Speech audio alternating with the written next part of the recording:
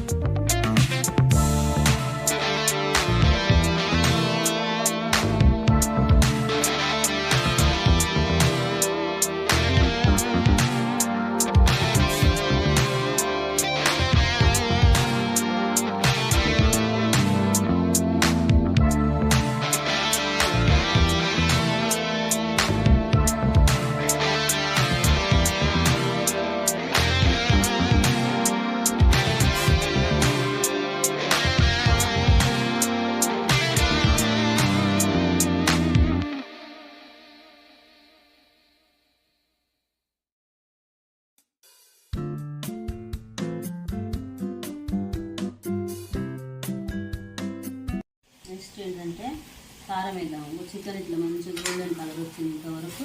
Okay. చికెన్లో ఉన్న water మొత్తం ఇట్లా బయటకు వస్తాయి కదా, అవి వచ్చినాక ఏం చేయాలి, మనం కారం వేసుకోవాలి. ఓకే. కారం 1 కేజీకి మనం తినేంత, నేనైతే తింటేస్తా.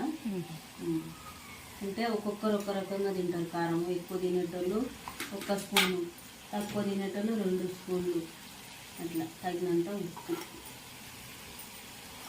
అంటే నువ్వు అందాదా చేస్తావు స్పూన్స్ ఇట్లా కాకుండా, మీరు అప్పట్లో అందరికీ ఇక ఎక్కువ అందాదా ఇట్లాంటివి ఉంటాయి కదా, మీకు టేబుల్ స్పూన్ మీకు ఆటోమేటిక్గా తెలిసిపోతుంది కదమ్మా, మీకు ఎక్స్పీరియన్స్ చేసుకుంటాం. ఇప్పుడు ఉండేటోళ్ళకి తెలియదు కదా, స్పూన్ లెక్క పెట్టుకుంటారు. అవునవును, కాబట్టి నేను స్పూన్ అని చెప్తున్నా.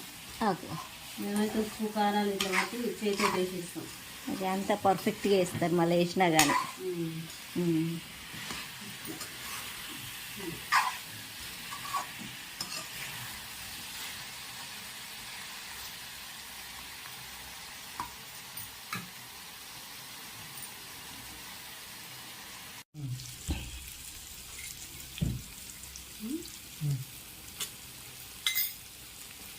ధనియాల పొడి మసాలాను, చెక్క, లవంగ, సాజీర, ధనియాలు, కొంచెం జీలకర్ర వేసి పట్టుకుని మసాలా చికెన్ ఫ్రైలోకి బాగుంటుంది. కొంచెం కొత్తిమీర వేసుకున్నాను.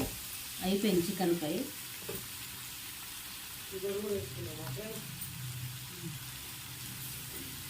ఇంతే స్పెషల్ చికెన్. బిట్టు కోసం అమ్మమ్మ చేసిన special chicken with surprise.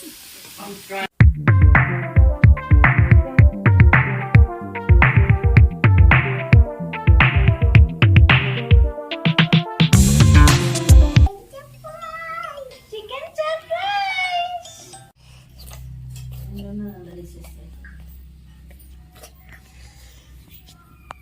chicken mutton.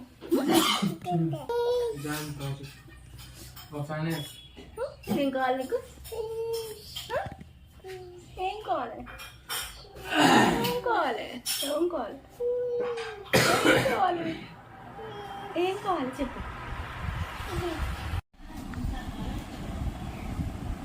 అయ్యో